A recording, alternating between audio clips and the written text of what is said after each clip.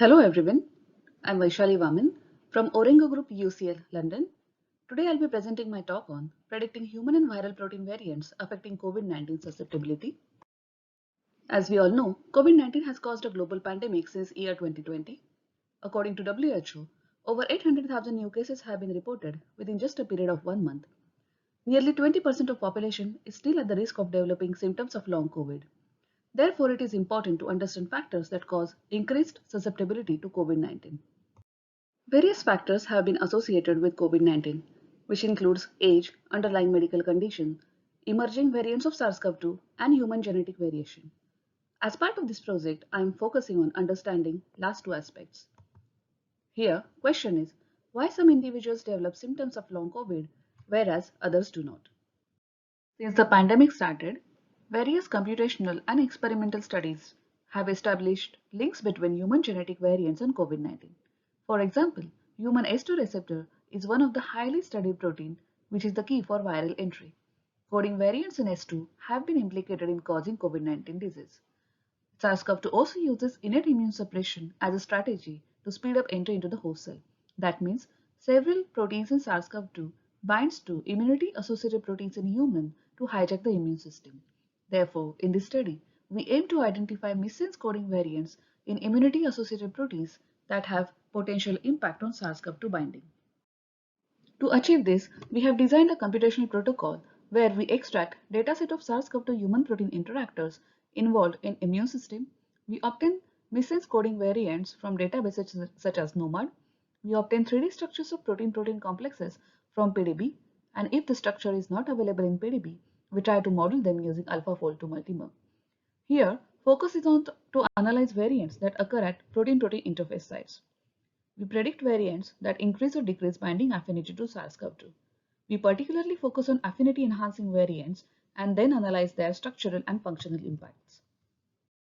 So in our analysis, we curated a dataset of 110 SARS-CoV-2 human protein interactions involved in COVID-19 immunity.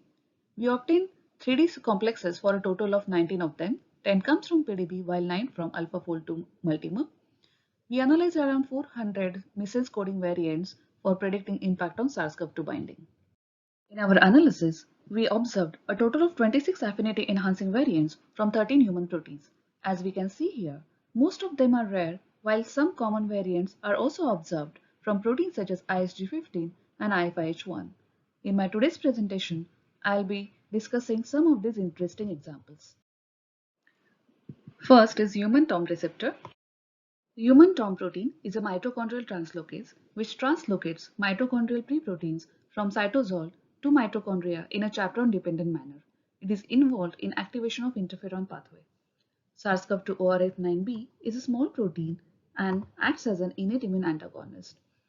It binds to TOM at a known substrate binding site, and this binding interaction is known to suppress innate immune system in humans. We identified around 5 affinity-enhancing variants that occur at protein-protein interface site. These variants were observed to have significant structural impact.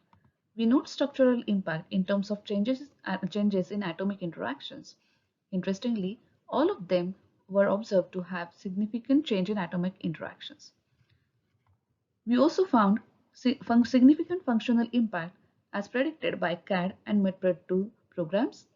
All of these variants were observed to occur at low frequency in American and South Asian populations.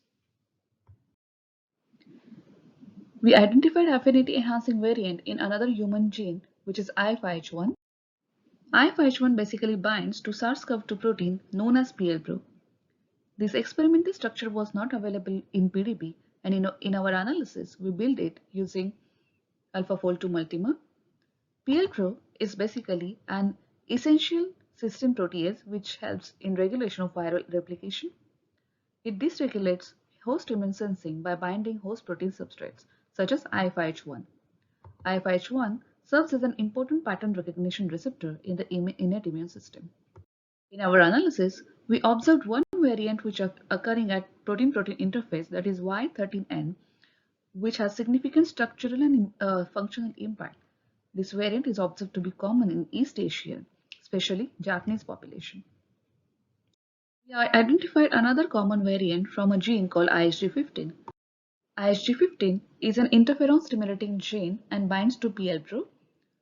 One variant, S21N, is observed to be common in African population and affinity enhancing. Interestingly, this variant is also linked with other diseases as annotated in CleanVar and OMIM.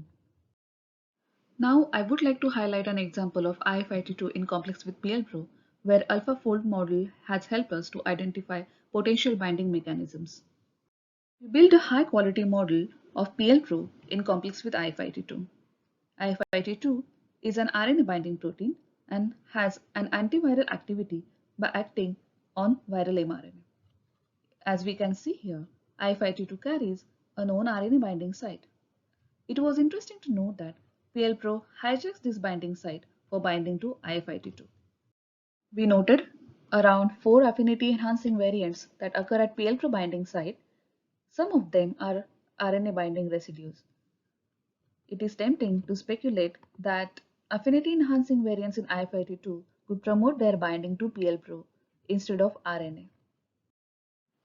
So to summarize, in our analysis, we analyzed around 20% of complexes using structural information. We provide a set of 26 affinity enhancing variants from 13 human proteins. Our structural analysis suggests mechanisms of enhanced binding to SARS-CoV-2 proteins, which could possibly impact immune response. It must be mentioned that most of these affinity enhancing variants are rare, while we report only 2 common variants associated with East Asian and Africans. While genetic factors seem to be important, we suggest impact of other factors such as social and environmental factors should also be considered. We suggest experimental validation of the proposed affinity enhancing variants. Molecular dynamic studies would be helpful to understand proposed mechanisms of impact and potential binding mechanisms. And the protocol designed in this study can also be applied in the future to understand more protein complexes. I would like to thank Professor Christine Orengo for her supervision and Orengo team for their help on this project, ISMB 2023 and VarI Track Committee, funding from UK area BBSRC and Wellcome Trust, and our collaborator from University of Malaysia, Dr. Sudatlam. Thank you very much.